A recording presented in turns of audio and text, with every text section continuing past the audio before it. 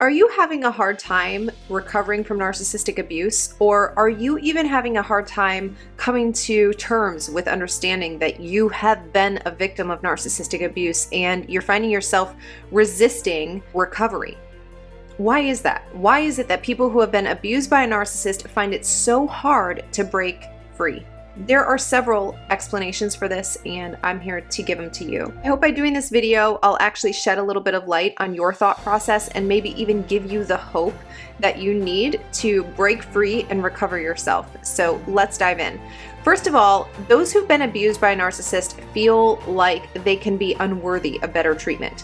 And in other words, they believe that they deserve the abuse because somehow it's their fault.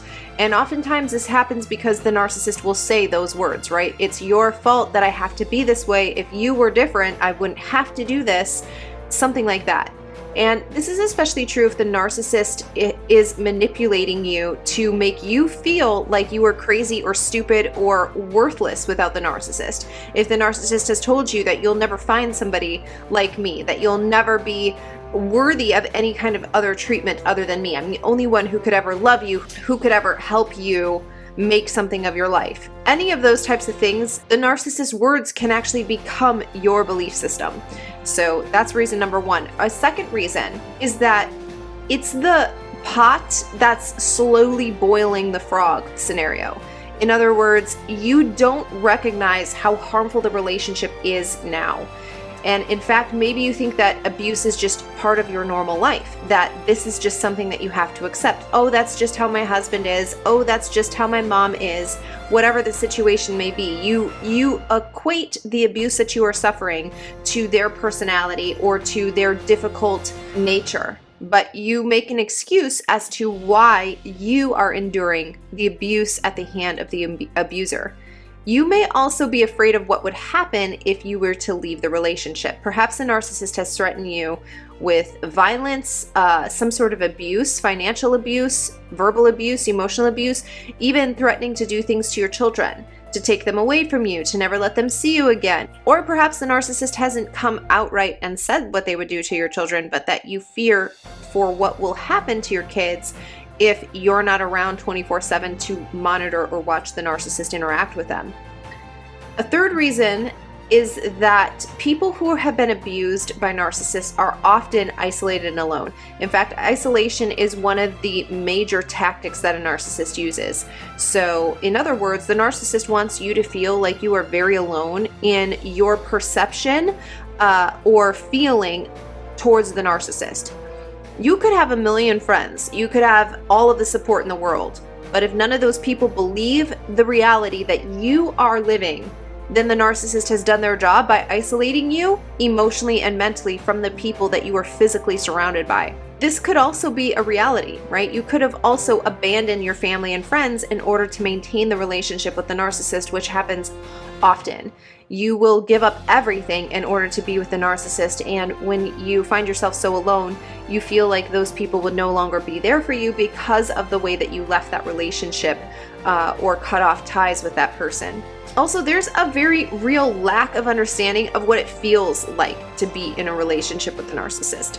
So unless somebody has truly experienced this or has been walking closely with someone who has experienced narcissistic abuse, it can be very difficult for people to even understand how such a thing is possible, what this looks like, how this feels like, and so on and so forth, which in turn gives a feedback loop, which makes the victim feel like no one will believe me, no one will understand me, and so the victim can stop seeking help or even acknowledging that there is a problem. And of course, shame and embarrassment is a huge factor in narcissistic abuse. A lot of people have a hard time, once they discover they are in a relationship with a narcissist, they have a hard time admitting that this has been my reality for far too long. I've allowed this to continue when I didn't need to endure all of this suffering, all of this abuse that I have over the course of the past however many months or years or decades.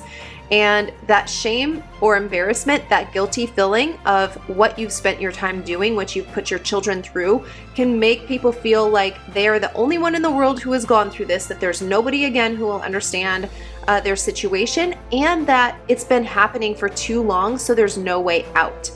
Again, this keeps people from seeking help or from getting the support that they need in order to truly escape and build a new life. Ultimately, shame, guilt, and denial are powerful states of belief, even if it's a false belief, that keep victims trapped in abusive relationships and make them resist recovery, even when it's offered to them on a silver platter.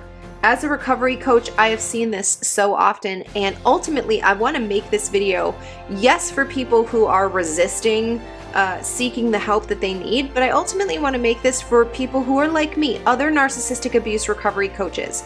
Right now, I'm running a pilot program to train people to become narcissistic abuse recovery coaches so that there can be more people who are trained in how to truly help people heal from narcissistic abuse and to break the trauma bond.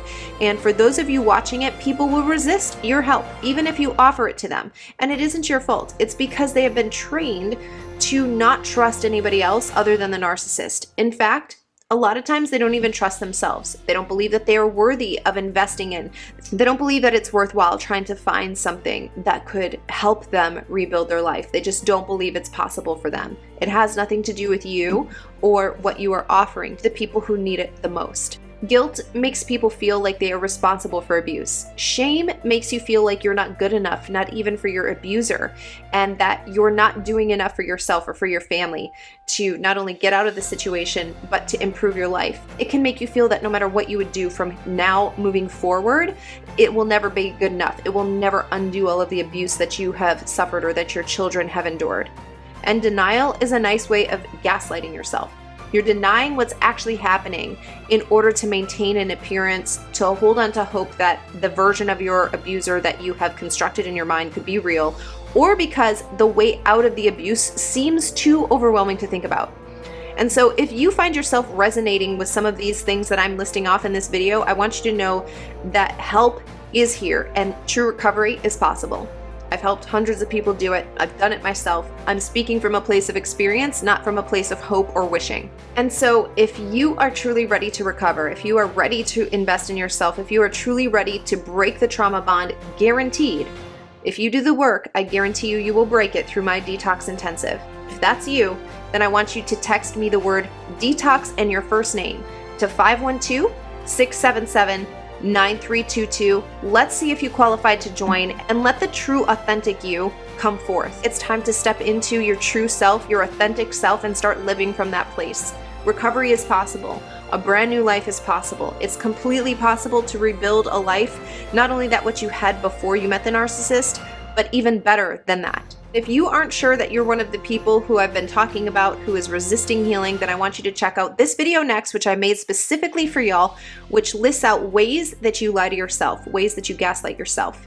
And if you discover that this is you in this video, then I want you to shoot me the word detox to 512-677-9322 after you're done watching that video.